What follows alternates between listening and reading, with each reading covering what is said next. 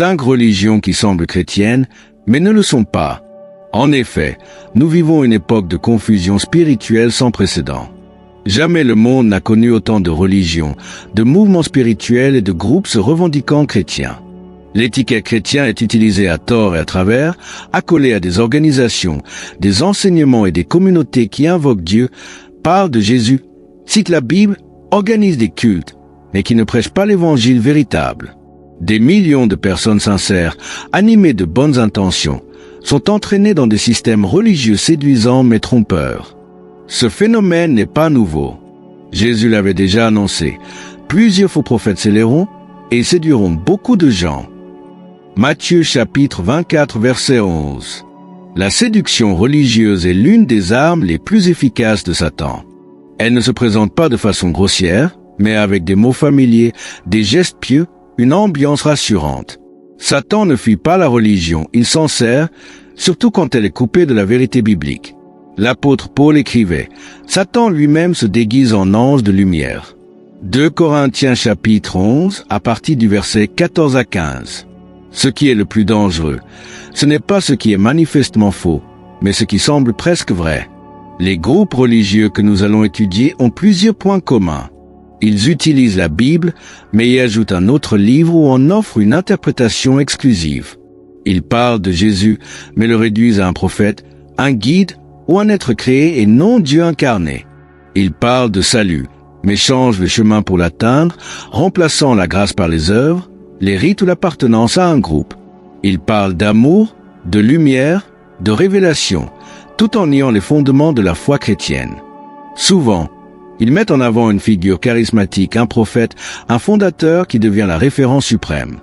Ainsi, tout en paraissant chrétiens, ils enseignent en réalité un autre évangile. Le Nouveau Testament est rempli d'avertissements. Jésus a parlé de faux Christ, Paul a dénoncé les faux apôtres, Pierre a prévenu contre les sectes pernicieuses, Jean a appelé à éprouver les esprits. Paul va jusqu'à dire « Si quelqu'un vous annonce un autre évangile, qu'il soit anathème ». Galates 1 verset 8. Il ne s'agit pas de simples divergences, mais d'un message qui prétend sauver, sans en avoir la puissance. Le diable ne cherche pas seulement à éloigner les gens de Dieu, il cherche à les maintenir dans une religiosité sans vérité. Tu pourrais te demander, pourquoi dénoncer ces groupes? Est-ce manquer d'amour? Au contraire. Avertir, c'est aimer. Le bon berger protège ses brebis. Jésus dénonçait les faux docteurs, Paul nommait ceux qui semaient l'erreur. L'amour vrai ne se contente pas de tolérer. Il éclaire, corrige, redresse. Cette étude n'a pas pour but de condamner les personnes engagées dans ces mouvements, beaucoup sont sincères. Mais la sincérité n'est pas la garantie de la vérité. Il y a une voie qui semble droite à un homme, mais son issue, c'est la mort.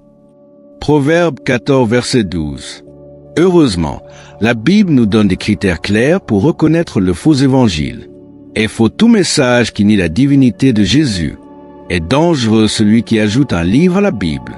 Est trompeur celui qui affirme que le salut dépend des œuvres ou des rites. Est erroné celui qui place un homme comme canal exclusif de la révélation divine. Est hérétique celui qui rejette la Trinité, le péché originel ou la résurrection corporelle. À l'inverse, le véritable évangile repose sur des fondements solides. Jésus-Christ est Dieu incarné, né de la Vierge Marie, mort pour nos péchés, ressuscité le 3e jour. Le salut est par la grâce, au moyen de la foi seule, indépendamment des œuvres. La Bible est l'unique autorité suprême, inspirée et complète. L'homme est pécheur et perdu sans Christ. Le Saint-Esprit habite les croyants, les conduit dans la vérité et les prépare pour l'éternité. Dans cette série, nous allons examiner 5 groupes religieux qui parlent de Jésus, mais pas du vrai, qui citent la Bible, mais ne s'y soumettent pas, qui annoncent le salut, mais le déforment. Ce ne sera pas une attaque personnelle, mais une analyse doctrinale fondée sur la parole de Dieu. Tu découvriras comment ces mouvements sont nés, ce qu'ils enseignent, ce qui les rend séduisants et surtout, comment la Bible réfute leurs erreurs. Prépare ton cœur. Cette étude ne vise pas seulement à informer, mais à fortifier ta foi et éveiller ta vigilance. Nous vivons des temps où seule une connaissance profonde de la parole de Dieu peut nous garder dans la vérité. Vous connaîtrez la vérité, et la vérité vous rendra libre. Jean 8, verset 32. Il est temps de lever le voile sur des messages séduisants, mais dangereux. 1. Le mormonisme, Église de Jésus-Christ des saints des derniers jours. Le mormonisme, à première vue, peut sembler très proche du christianisme. Il évoque Dieu, Jésus, la prière, les valeurs morales et la famille. Ses membres se présentent comme des chrétiens sincères, fidèles à la Bible et même le nom officiel de leur Église, Église de Jésus-Christ des saints des derniers jours, inspire une certaine confiance. Pourtant, sous cette apparence rassurante se cache un système doctrinal radicalement éloigné de l'Évangile biblique. Né aux États-Unis au XIXe siècle, ce mouvement fut fondé par Joseph Smith, qui prétendit avoir reçu une vision divine à 14 ans, dans laquelle Dieu le Père et Jésus-Christ lui auraient déclaré que toutes les églises étaient dans l'erreur et qu'il avait été choisi pour restaurer la véritable Église. Quelques années plus tard, un ange nommé Moroni lui aurait révélé des plaques d'or contenant un ancien évangile, qu'il aurait traduit à l'aide d'une pierre magique, donnant ainsi naissance au livre de Mormon. Dès le départ, le fondement du mormonisme repose donc sur une prétendue nouvelle révélation qui remet en question les doctrines établies du christianisme. À côté de la Bible, les Mormons reconnaissent 3 autres écrits comme inspirés: le livre de Mormon, les doctrines et alliances, et la perle de Grand Prix. Ces livres, souvent en contradiction avec l'Écriture, sont considérés comme équivalents, voire supérieurs à la Bible. Parmi les erreurs doctrinales majeures du mormonisme figure l'idée que Dieu était autrefois un homme ayant évolué jusqu'à la divinité et que les humains peuvent aussi devenir des dieux. Cette vision contredit profondément la révélation biblique d'un Dieu éternel, unique, immuable. De plus, le mormonisme enseigne que Jésus-Christ et Lucifer sont des frères spirituels, une affirmation qui abaisse la divinité du Christ et bouleverse l'enseignement biblique sur la nature des anges. Le salut, chez les Mormons, ne repose pas uniquement sur la foi, mais aussi sur des œuvres, des rites et l'obéissance à un ensemble complexe de règles religieuses comme les baptêmes pour les morts ou les mariages célestes. Cette conception annule la grâce gratuite de Dieu. Enfin, le livre de Mormon présente une histoire sans fondement historique, archéologique ou linguistique, affirmant par exemple que Jésus serait apparu en Amérique après sa résurrection. La Bible, quant à elle, affirme avec force que Dieu a toujours été Dieu. Avant moi, il n'a point été formé de Dieu, et après moi, il n'y en aura point. Ésaïe 43, verset 10. Elle déclare que Jésus est Dieu incarné. La parole était Dieu. Jean chapitre 1, verset 1, tandis que Lucifer, lui, est une créature, un ange déchu. Le salut, selon les Écritures, est un don de Dieu, obtenu par la foi seule, sans les œuvres, car c'est par la grâce que vous êtes sauvés, par le moyen de la foi. Éphésiens 2, versets 8 à 9. Ajouter d'autres livres à la Bible est sévèrement condamné. Si quelqu'un y ajoute quelque chose, Dieu le frappera des fléaux décrits dans ce livre. Apocalypse 22, verset 18. En somme, le mormonisme enseigne un Dieu qui a été un homme, un Jésus qui serait le frère de Lucifer, un salut conditionné par des œuvres et un évangile modifié. Malgré son apparence morale, propre, organisée, et son usage du langage chrétien, il s'agit d'un autre évangile. Ce qui attire tant de personnes vers le mormonisme, c'est sa structure familiale, ses valeurs, son engagement communautaire. Mais cette façade cache une théologie étrangère à la foi biblique. Le véritable Jésus n'a pas besoin d'un livre de Mormon pour compléter son œuvre.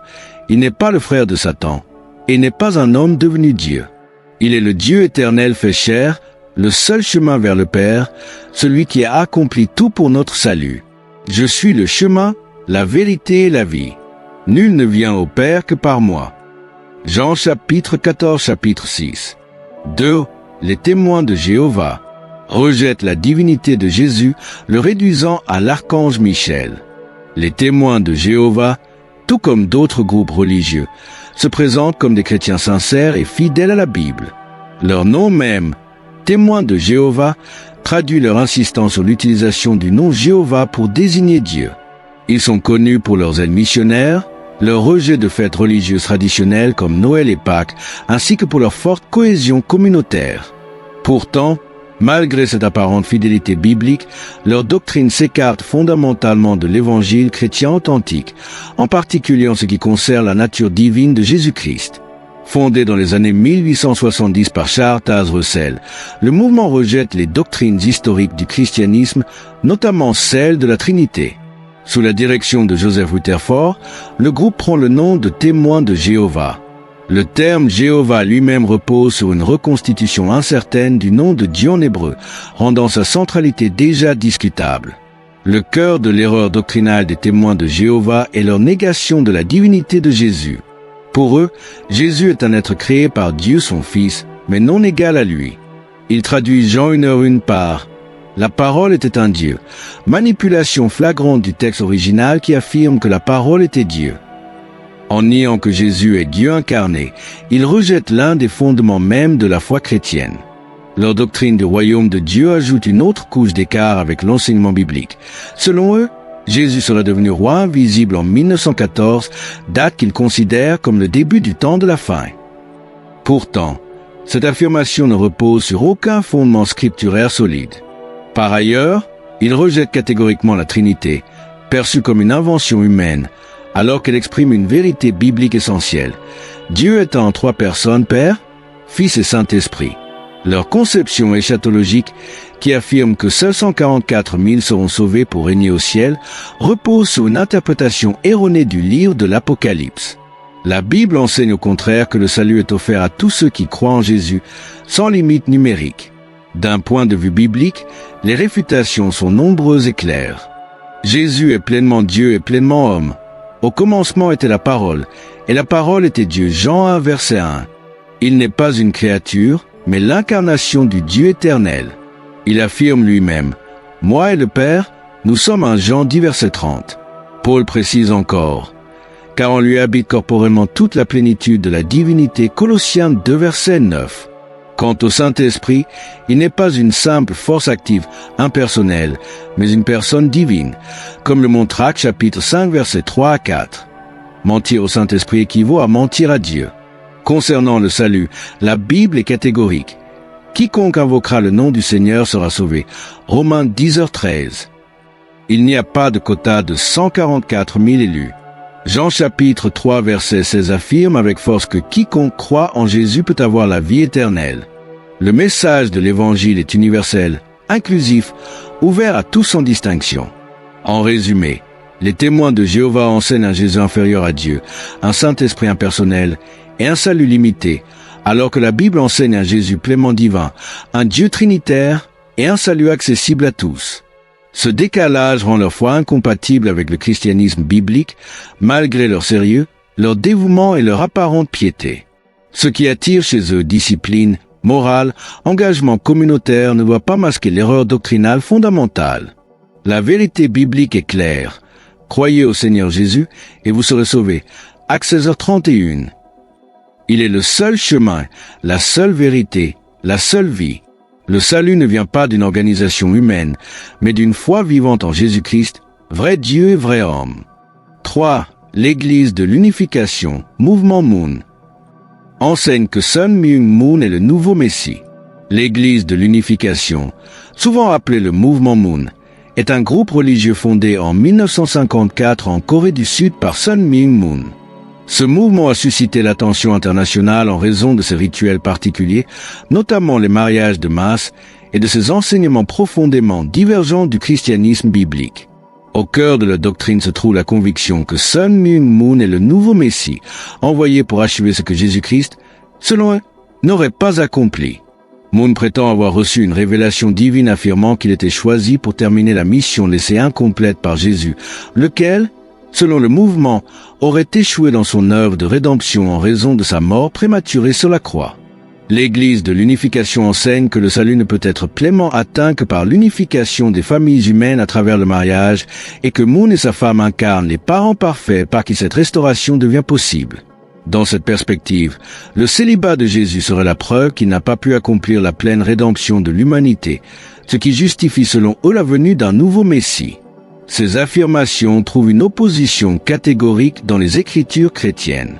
Jésus, sur la croix, déclare « Tout est accompli » Jean 19, verset 30, signifiant par là que son œuvre rédemptrice est complète et parfaite.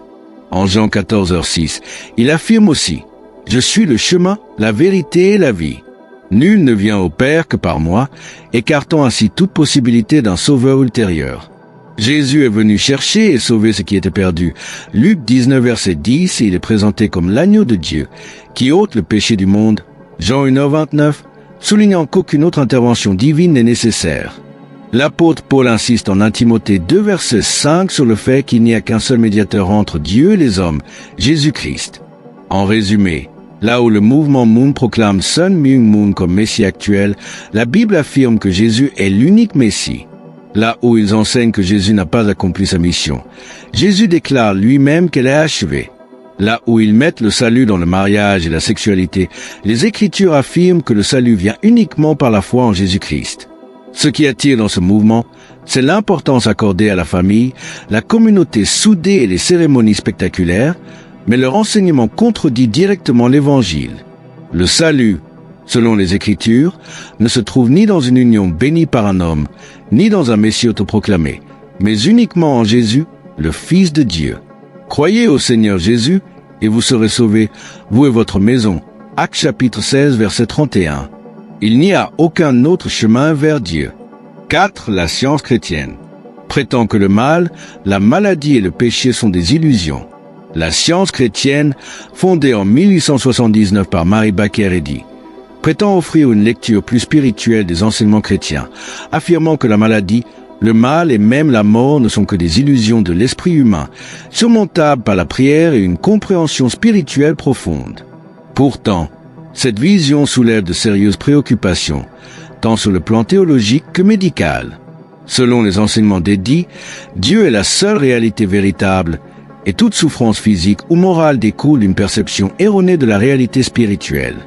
Elle affirme que l'être humain, en tant qu'expression divine, ne peut réellement être affecté par la maladie ou la douleur, et que la guérison s'obtient par la prière seule, sans recours à la médecine traditionnelle. Ainsi, les adeptes de la science chrétienne sont encouragés à rejeter les traitements médicaux, considérés comme incompatibles avec une foi authentique. Parmi ces doctrines centrales, on trouve l'idée radicale que le mal, la maladie et la mort sont des illusions, une simple fausse perception de l'esprit, et que la prière suffit à guérir. Cette position entre cependant en contradiction directe avec l'enseignement biblique. La Bible reconnaît l'existence réelle du mal et de la souffrance dans notre monde déchu. Jésus lui-même n'a jamais présenté la maladie comme une illusion. Il a affronté directement, guérissant les malades par compassion et par la puissance divine. En Actes 10, verset 38, il est écrit que Jésus allait de lieu en lieu, faisant du bien et guérissant tous ceux qui étaient opprimés par le diable, une preuve claire que le mal est bien réel et que Jésus l'a combattu. En outre, la maladie est présentée dans la Bible comme une conséquence directe du péché et de la chute. Romains 6 chapitre 23 rappelle que le salaire du péché, c'est la mort. Ainsi, la souffrance humaine n'est pas une illusion à rejeter, mais une réalité à laquelle Jésus est venu apporter une réponse de rédemption. Même dans ses actes de guérison, Jésus utilisait parfois des moyens concrets. Jean 9 décrit comment il a guéri un aveugle en faisant de la boue avec sa salive, soulignant que la prière n'exclut pas l'usage de gestes tangibles dans le processus de guérison. Ce contraste est frappant. Là où la science chrétienne voit illusion et pensée erronée, la Bible parle de réalité, de chute, de rachat et de guérison intégrale spirituelle et physique. Ce rejet de la médecine moderne par la science chrétienne peut avoir des conséquences graves, en poussant les malades à éviter les traitements essentiels, mettant ainsi leur vie en danger au nom d'une foi déconnectée de la réalité. Pourtant, même les Écritures reconnaissent la valeur des moyens naturels. En 1 Timothée chapitre 5 verset 23, Paul conseille à Timothée de ne pas négliger certains remèdes pratiques. La foi chrétienne biblique ne rejette pas les soins médicaux, mais les intègre comme partie d'une approche globale de la guérison. En somme, si la science chrétienne peut séduire par son optimisme spirituel, son refus de reconnaître la réalité du mal et de la souffrance, ainsi que son opposition à la médecine, en font une doctrine dangereuse pour l'âme et le corps. Le véritable enseignement biblique reconnaît la souffrance tout en proclamant la victoire du Christ sur elle et invite à utiliser tous les moyens que Dieu met à notre disposition pour la guérison. 5. L'Église messianique mondiale. Mélange christianisme, shintoïsme et bouddhisme. L'Église messianique mondiale, fondée par Meishu-sama au Japon, se distingue par un syncrétisme religieux qui mélange des éléments du christianisme, du shintoïsme et du bouddhisme. Ce mouvement, bien qu'il se déclare chrétien, s'éloigne profondément des fondements de la foi biblique. Son enseignement repose notamment sur la pratique du Jorei, un flux d'énergie spirituelle censé purifier l'âme et guérir les maladies. Selon ses adeptes, cette énergie divine circule à travers les mains de ceux qui ont été initiés, permettant ainsi la purification spirituelle. Cependant, cette conception ésotérique de la guérison est totalement étrangère à la Bible, qui ne reconnaît aucune force impersonnelle ou énergétique en dehors de l'action directe de Dieu. Au cœur de cette religion, on retrouve un mélange déroutant de doctrines. Elle incorpore des croyances chrétiennes et des principes tirés du shintoïsme et du bouddhisme, allant jusqu'à affirmer que le Jorei est plus efficace que la prière chrétienne. En rejetant des vérités fondamentales comme l'exclusivité de Jésus-Christ en tant que médiateur et sauveur, elle s'éloigne dangereusement de l'Évangile. De plus, l'Église messianique mondiale valorise la purification naturelle de l'âme par des rituels, la méditation et une quête de beauté intérieure et extérieure. Cette association entre esthétique et pureté spirituelle, bien que séduisante pour certains, n'a aucun fondement biblique et détourne la véritable source de salut. La Bible, quant à elle, enseigne sans ambiguïté que Jésus-Christ est l'unique chemin vers Dieu. En Jean 14, verset 6, Jésus déclare « Je suis le chemin, la vérité et la vie. Nul ne vient au Père que par moi. » Aucune pratique mystique ou énergétique, aussi raffinée soit-elle, ne peut remplacer la foi en Christ. Le salut ne s'obtient ni par la beauté, ni par des forces spirituelles diffuses, mais par la grâce de Dieu, par le moyen de la foi, comme le rappelle Éphésiens 2, verset 8. En outre, c'est uniquement par les meurtrissures de Jésus que nous recevons la véritable guérison, celle de l'âme, selon 1 Pierre 2:24. Ainsi, malgré son apparence spirituelle raffinée et sa recherche de bien-être intégral, l'Église messianique mondiale propose une voie incompatible avec la vérité de l'Évangile. Le mélange des religions et l'ajout de pratiques spirituelles extérieures au christianisme trahissent le message unique de la croix. La foi chrétienne n'est pas une philosophie parmi d'autres, ni un système à compléter par des éléments extérieurs. Elle repose sur une personne, Jésus-Christ, et sur lui seul. Comme l'affirme Actes 4, verset 12, « Il n'y a de salut en aucun autre, car il n'y a sous le ciel aucun autre nom donné parmi les hommes, par lequel nous devions être sauvés. » En définitive, si ce mouvement attire ceux qui cherchent une expérience spirituelle diversifiée, il éloigne de la vérité biblique. La parole de Dieu est claire. Seul Jésus-Christ peut purifier, sauver et guérir l'âme humaine. Toute tentative de combiner le message chrétien avec d'autres traditions religieuses ne fait que voiler la lumière de l'Évangile et conduire à un chemin qui n'est pas celui de Dieu. Conclusion.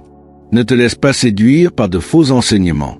Les 5 mouvements que nous avons examinés, le mormonisme, les témoins de Jéhovah, l'Église de l'unification, la science chrétienne et l'Église messianique mondiale présentent, à première vue, des aspects qui peuvent rappeler la foi chrétienne.